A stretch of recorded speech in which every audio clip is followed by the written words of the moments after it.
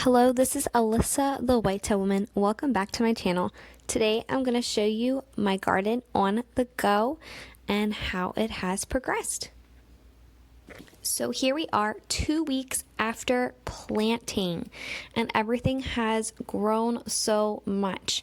So I have my sugar snap peas that I originally planted in my first gardening on the go video. If you haven't watched that yet, I'll link it below in the description box. Here's my tomato plants that I transplanted to a 5-gallon bucket. And I did acquire some more buckets from a local bakery and planted some more sugar snap peas. And here is my skid garden bed that my husband made, as well as my skid table that I put my sweet peppers on. I transplanted my sweet peppers into an 8-inch pot and put 2 in each pot. Another week has passed and we are now 3 weeks after planting and everything is just growing out of control.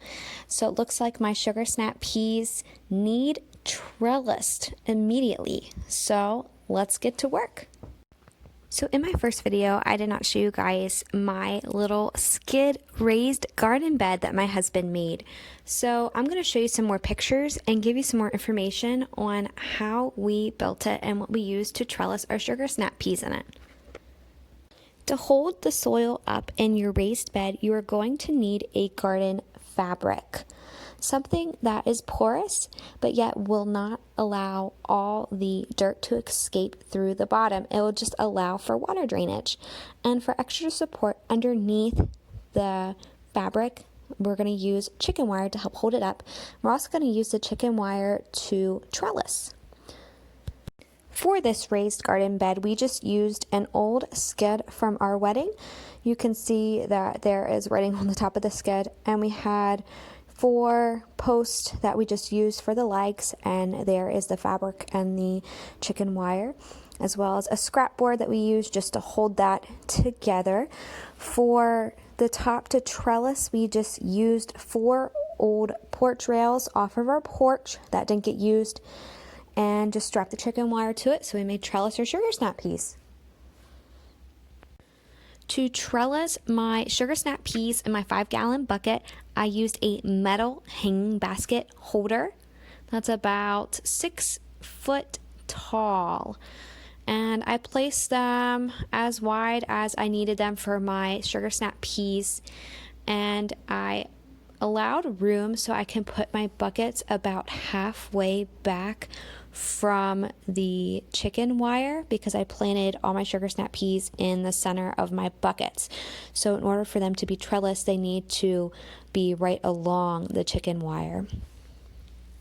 So here to trellis them, as you can see, as soon as they got tall enough to trellis after, the 3 weeks after planting, I just used burlap and actually just some craft string and just tied it on so that it just stands erect so it may grow and continue trellising itself to the chicken wire.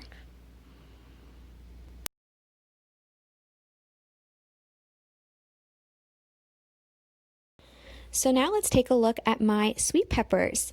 In my first gardening on the go video, they were just seedlings starting to sprout. I still had them in my greenhouse at high temperatures, so they may start to germinate and grow.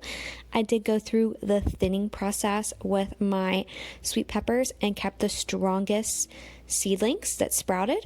And then I transplanted them into these pots and sat them on this other skid table my husband has made for me, but I put them in their pots, and usually you put 1 sweet pepper in a 3 to 4 inch pot so it may grow, but these pots are about 8 inches in diameter, so I put 2 in each pot.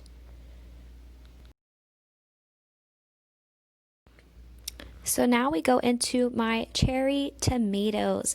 I started this tomato plant indoors back in March as seedlings, and it has grown quite a bit. I transplanted it into its own 5-gallon bucket. Now, I did not thin my tomato plant. I have 2 tomato plants that are growing very strong. They're not fighting each other. So I kept them both, and I actually have some flowers, so I should be getting some tomatoes soon. I'm so excited.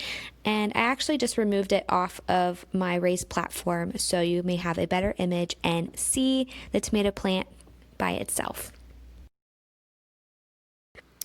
Next, let's take a look at the cucumbers.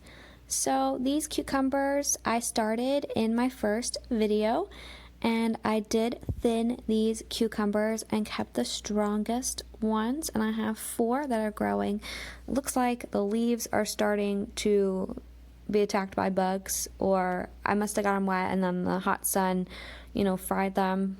But here's the cucumbers. I have 4 growing well. So let's talk poop. And when I mean poop, I mean fertilizer. Plants get their nutrients from the ground and from the soil. So since most of my plants are raised from the ground in a raised bed or in 5-gallon buckets, I use organic fish fertilizer for my plants. So it's very important you fertilize just to add those extra nutrients back into the plants so they may have all the nutrients they need to grow. You can see I added 1 tablespoon into 1 gallon of water. So I just give it a good shake, and now I'm going to go through and give all my plants a little drink of this delicious fish fertilizer.